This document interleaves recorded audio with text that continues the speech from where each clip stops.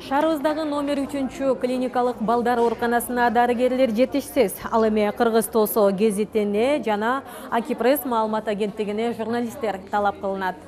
Мына ушундай жарыян менен бүгүн бир канча жумуш берүүчүлөр Кыргызстан эл аралык университетине чогулду.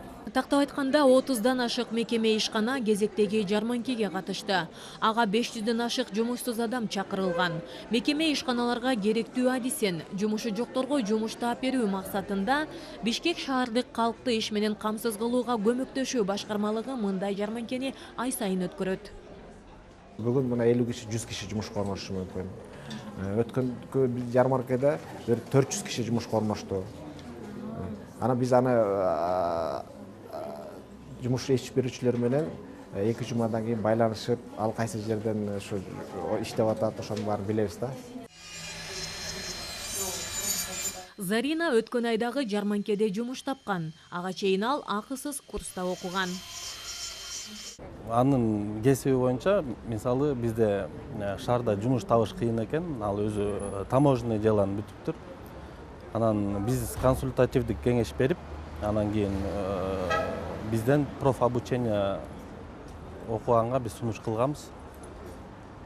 Бизден ошо маникюр, тырмак жасалгалоо боюнча курсун аяктап, 2 айлык курсту аяктап, сертификат алган. Ошол күбөлүгү менен эми минтип тырмак жасалгалоочу салондо иштөөдө. Бажы кызматында 1 ай иштеп албаган акчаны бул жактан 1 жумада тапса болот дейт ал. Күнүнө мактка 3000, 2000ден өйдө чыгат күндө санаганда. 2,5, 3, 4, 5ке чейин чыгат. Күнүнө. Эгерде 1 жылдык жыйынтыкты айта турган болсок, биздин кызматтар аркылуу, жерлердеги кызматтар аркылуу 27 000 адам жумуш орундары менен камсыз болду. Ушул көрсөткүчтүн ичинде албетте ушундай вакансиялар ярмаркасындагы салымы бар десем болот. Себеби бул жерде жумуш берүүчүлөр менен жумуш издегендер келип, беттешип, маалымат алып, анан эртеңки күндө жумушка орношууга мүмкүнчүлүктөр түзүлөт. Андан тышкары бул жарманкеде бүтүрүүчүлөрдүн кайсы кесипке жөндөмдүү экенин аныктоого багытталган тестирлөө дагы болду. Тагыраак айтканда 2 түрдүү тестирлөө өткөрөбүз. Компьютерде өтүп жашап, 60-70 суроого жооп берип, жумушчу кесипке ким бара алат, анан жогорку окуу жайга ким барат, ошол боюнча суроолорго жооп берет. Анан ушул жерден өзүнө ылайыктуу кесиптерди тандап атат, чыгып атат, өздөрү кайсыга жөндөмдүү. Агроном болобу же компьютерщик болобу ушул жерде көрсөтүп жатат да. Кара жумуш болсо сантехник ушундайлар көрүнөт да.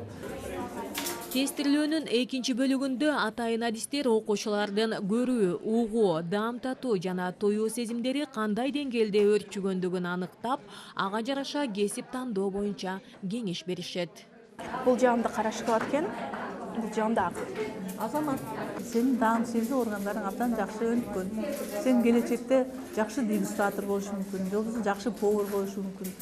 Деги эле кой, мындан аркы адис тандоодо ушул сенин даам сезүү органдарың сага жардам берет деп ишене алам. Ал эми жумуш таппай жүргөн замандаштарыбызга биз аталган башкармалык менен байланышыңыз деп кеңеш бермекчибиз. Андыктан урматтуу теле көрүүчү, сиз жумуш таба албай жатсаңыз, анда ай сайын өтүүчү дал ошол жарманкеге келип катышып, өзүңүздүн кесибиңизге ылайыктуу жумушка кирип алсаңыз болот. Андан тышкары сиздин эгер жумушка орношуу үчүн ылайыктуу кесибиңиз дагы жок болсо, анда Бишкек шаардык иш менен камсыз кылууга көмөктөшүү башкармалыгына кайрылып, андагы бекер окутулуучу курстарга барып, акысыз билим алып, андан ары жумушка орношуп алуу мүмкүнчүлүгүнө дагы ээсиз. Мунара Матиева, Тилек Кычан уулу, Коомдук 1 канал, Замана студиясы.